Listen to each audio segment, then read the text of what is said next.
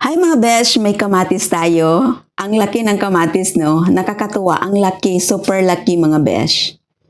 Ayan oh, super laki siya. Mas malaki pa siya sa aking palad. Super laki mga besh, parang isang platito siya. Kalaki. Tapos ito yung regular na kamatis yung ginagamit natin. O di hamak ang laki niya mga besh oh. Ayan. So, ang kamatis is maganda sa ating katawan. Tikman na natin kung ano ang lasa ng kamatis na ito.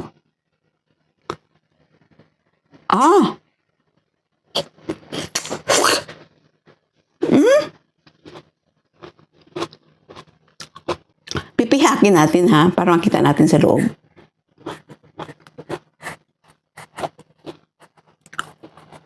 Ang laki ah. Ay mga besh, oh. Wala siyang liso. Wala siyang buto. Pipihakin pagid natin liwat.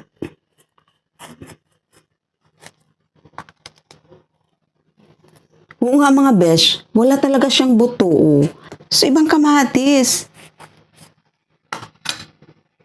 Oh, tingnan nyo. Wala talaga siyang buto mga besh. So, kaya tikman natin.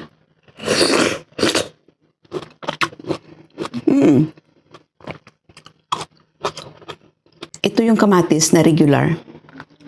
Parang hindi ko feel yung ano niya. Tikman ko ito. Ito ganun din, wala din siyang buto. Ito.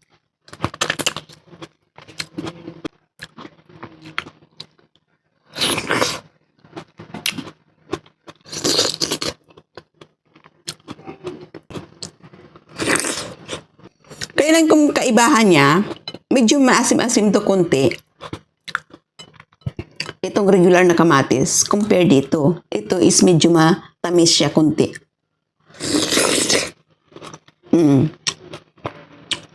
Grabe ang like pa nito sa kamatis. Ha?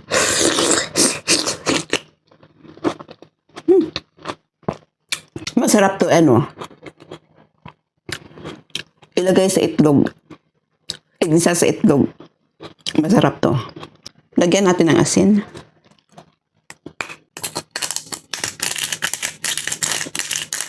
Ayoko lang maglanggaw kasi maaga pa.